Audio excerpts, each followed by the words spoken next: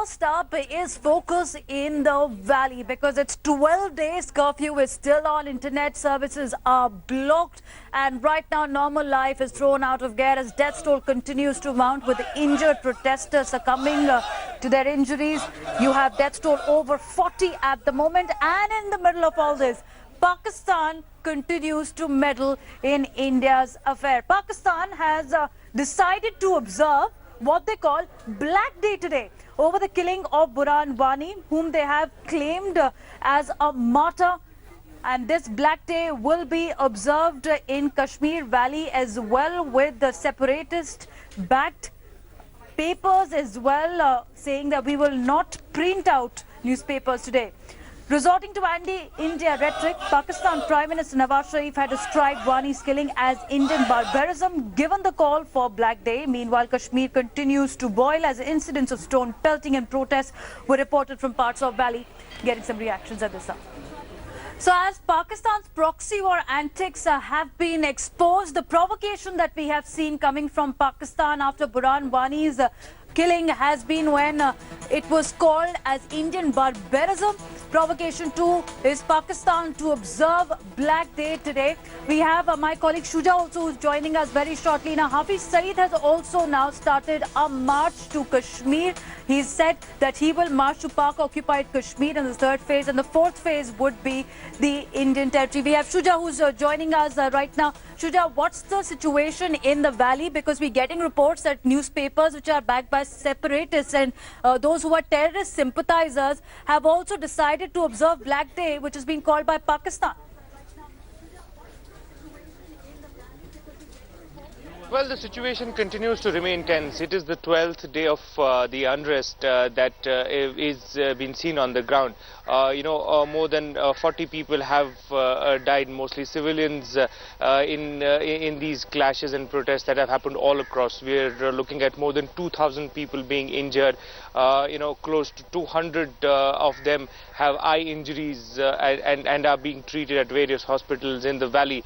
Curfews have been there for past 12 days, almost all across Kashmir, and restrictions are imposed even today. What is different today is the fact that the separatist parties have given, band calls and have also asked the people to observe a Black Day. They've asked people to, come out with black flags and also at night, switch off their lights for half an hour to, all this to mark their protest against what is happening in the valley. There are a similar Black Day calls that have been given in Pakistan. We are getting reports that many, programs have been organized in Pakistan as well. But on the ground, when it comes to Kashmir Valley, it is the tension that is the biggest worry at this point of time. We've seen, violence happening even almost, on a daily basis. Even yesterday in the evening, there were reports of violence despite a very strict curfew being imposed. There are, instances where people try and defy curfew and, clashes ensue from there on. All right, Shuja, be with us because let's take our viewers through how Pakistan's doublespeak has been exposed once again. Now, he was designated as a terrorist in 2008, but Hafiz Saeed continues to spew venom against India under the very watch of Nawaz Sharif. He has also called for a march to Kashmir.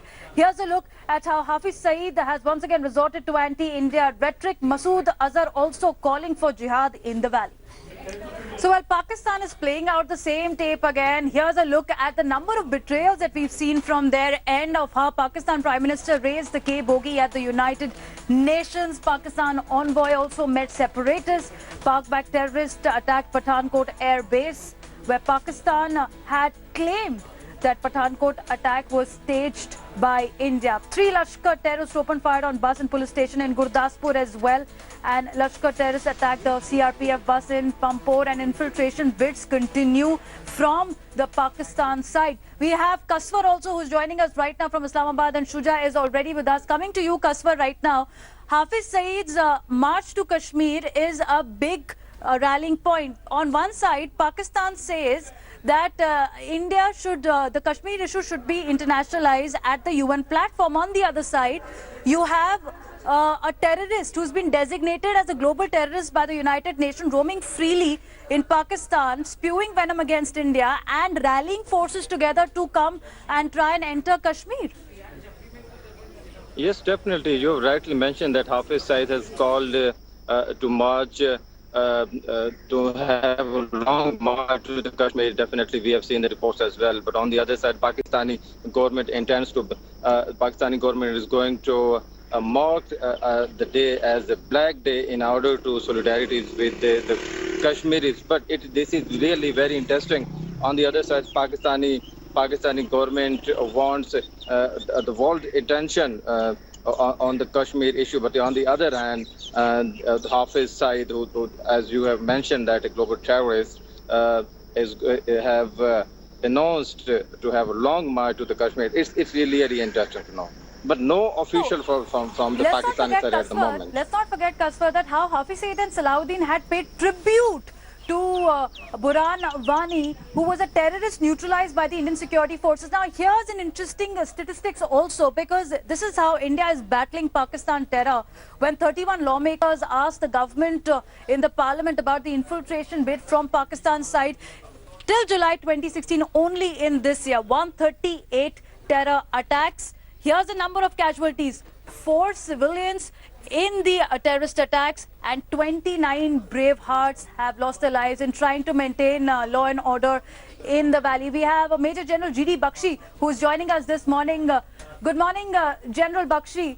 This is once again Pakistan trying to meddle in India's affair, with Hafiz Saeed given a free hand to hold a march to Kashmir. This is what he's saying. He's saying in third phase, we'll enter Muzaffarnagar, which is Pak-occupied Kashmir. In fourth phase, we will also try and cross the border and enter the occupied Kashmir, is what he refers to.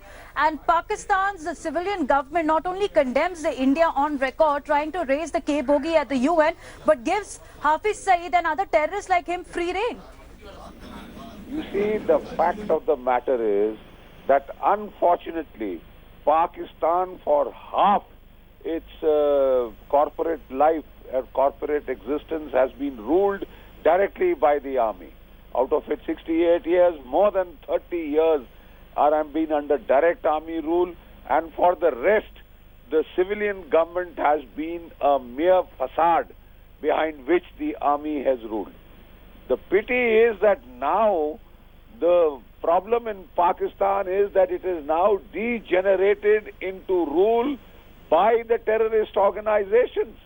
They are calling the shots, they are setting the agenda, and the civilian government is just to follow the diktats of the terrorists, internationally declared terrorists like Hafiz Saeed, who has a bounty on his head of $10 million placed by the United States, and the likes of Sayyid Salahuddin of the United Jihad Council are dictating the agenda in Pakistan. The civilian government has ceased to function. It is merely now a functionary of this terror organization, this terror incorporated, and they have no bloody business to interfere in the internal affairs of India.